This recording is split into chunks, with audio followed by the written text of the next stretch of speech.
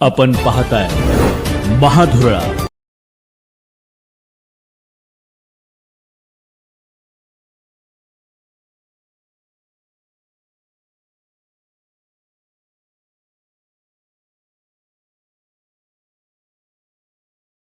नमस्कार, महाधुरळा यूट्यूब चॅनलमध्ये आपल्या सर्वांचं मनापासून स्वागत।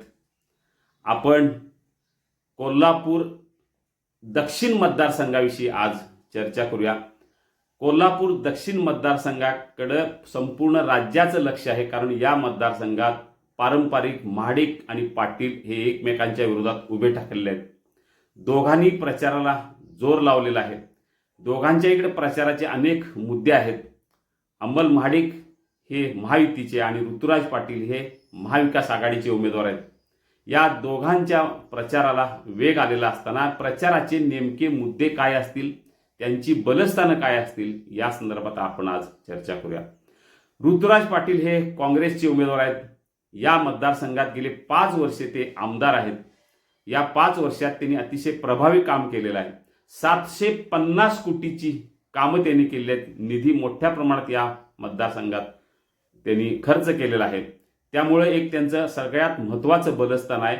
5 वर्षे आमदारकीच्या काळात केलेली कामं आणि अतिशय यंत्रणा चांगली राबवलेली। दुसरा या ऋतुराज पाटलांचा बलस्थान आहे ते म्हणजे डी.वाय. पाटील ग्रुप। जे डी.वाय. पाटील शिक्षण संस्थेच्या माध्यमातून या भागात किंवा संपूर्ण जिल्ह्यात त्यांचं काम अतिशय चांगलं आहे। Doctor DY. पाटील यांची संपर्क यंत्रणा आजही कायम आहे। वयाच्या 90व्या वर्षीही ते सक्रिय आहेत। संजय डी. पाटील जे कुलपती आहेत डी.वाय. पाटील विद्यापीठाचे, त्यांचीही यंत्रणा अतिशय चांगली आहे। त्यामुळं या सगळ्यांचा उपयोग निश्चितपणे ऋतुराज पाटील यांना होणार हे नक्की आहे। या मतदारसंघातील सगळ्यात महत्त्वाचं आणि जिल्ह्यातल्या राजकारणातला अतिशय मुरब्बी राजकीय नेता म्हणून ज्यांचा उल्लेख केला जातो, सतेज पाटील यांची रणनीती व्यूहरचना एकदा आमचं ठरलंय म्हणल्यानंतर पूर्ण ताकदीनं उतरत एखादी निवडणूक कशी जिंकावी हे सतेज पाटील यांच्याकडून खरं तर शिकलं पाहिजे। आणि सतेज पाटील यांची यंत्रणा आता या दक्षिण मतदारसंघात लागणार आहे, लागलेली आहे। त्यामुळं सतेज पाटील हे तिसरं अतिशय महत्त्वाचं कारण ऋतुराज यांच्या प्रचाराचं मोठं माध्यम ठरणार आहे। चौथं एक महत्त्वाचं कारण आहे ते म्हणजे गोकुळ, जिल्हा बँक, ग्रामपंचायत, सोसायटी या सगळीकडे असलेली या गटाची सत्ता सतेज पाटील यांच्या रूपानं आता सगळीकडे या सतेज पाटील यांची सत्ता आहे। या सत्तेच्या जोरावर अनेक कामं केली जातात। सर्वसामान्य व्यक्तींना संचालक पद त्यांनी दिलेलं आहे। अनेक ग्रामपंचायत त्यांच्या ताब्यात आहेत, सोसायटी ताब्यात आहेत। यामुळं हे अतिशय चांगलं कारण जे प्रचाराला त्यांना ठरणार आहे। सतेज पाटील यांच्याकडं या मतदारसंघात ताकदीच्या कार्यकर्त्यांची फळी आहे। अनेक माजी नगरसेवक त्यांच्या सोबत आहेत, सरदार शिलेदार सोबत आहेत, ज्यांचा संपर्क अतिशय चांगला आहे, ज्यांना काम करायची हातोटी आहे, यंत्रणा आहे। असे अनेक प्रभावी दुसऱ्या फळीतील कार्यकर्ते त्यांच्याकडे आहेत। त्यामुळे हे त्यांचं अतिशय महत्त्वाचं बलस्थान आहे। 6वं बलस्थान आहे समरजित घाटगे। या मतदारसंघात शाहू कारखान्याचा काही भाग येतो। अनेक सभासद या मतदारसंघात आहेत। कार्यक्षेत्र शाहू कारखान्याचं असल्यामुळे आणि समरजित घाटगे आता महाविकास आघाडी सोबत असल्यामुळे त्याचाही उपयोग निश्चितपणे ऋतुराज पाटील यांना होणार आहे। 7वं कारण आहे ठाकरे आणि शरद पवार यांच्याविषयी असलेली सहानुभूती, जी सहानुभूती लोकसभा निवडणुकीत निश्चितपणे दिसलेली आहे। या सहानुभूतीमुळं लोकसभा निवडणुकीत अनेक मतदारसंघात मोठ्या प्रमाणात मतं महाविकास आघाडी वळली। आजही ती सहानुभूती कायम आहे। त्यामुळे त्याचाही उपयोग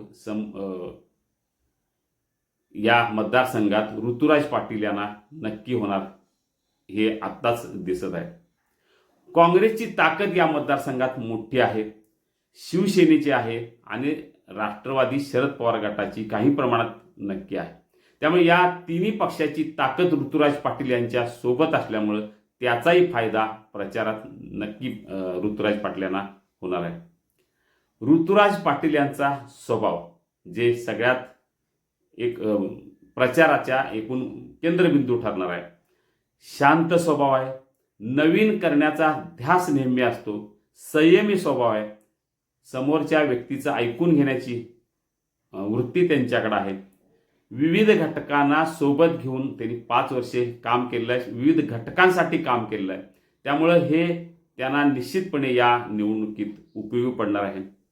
म्हणजे त्यांचा 5 वर्षाचा आमदारकीचा काळ, गोकुळ आणि इतर मतदारसंघातली सत्ता, सतेज पाटील यांची व्यूहरचना, रणनीती, त्यांच्या सोबत असलेले अनेक खंदे कार्यकर्ते, प्रमुख शिलेदार, या मतदारसंघात असलेली कार्यकर्त्यांची मोठी फळी, समरजित घाटगे यांच्यामुळे शाहू कारखान्याचा कार्यक्षेत्र असल्याच्या पार्श्वभूमीवर काही प्रमाणात ही मतं ही निश्चितपणे ऋतुराज पाटील यांच्या सोबत असणार आहेत. उद्धव ठाकरे आणि शरद पवार यांची सहानुभूती आजही कायम आहे. त्यामुळे ती देखील ऋतुराज पाटील यांना उपयोगी पडणार आहे. अशी अनेक कारणं आहेत ज्यामुळं ऋतुराज पाटील यांचा जो काय प्रचार आहे तो या मतदारसंघात निश्चितपणे प्रभावी ठरणार आहे. सतेज पाटील हे अनेक वर्षे राजकारणात आहेत. महाडिक गटांच्या विरोधात त्यांचा संघर्ष नेहमीच कायम आहे. याच संघर्षाच्या जोरावर अनेक सत्तास्थानं त्यांनी मिळवली. त्यामुळं महाडिक गटाच्या विरोधात थेट संघर्ष करणारा, भिडणारा नेता म्हणून सतेज पाटील यांची ओळख आहे.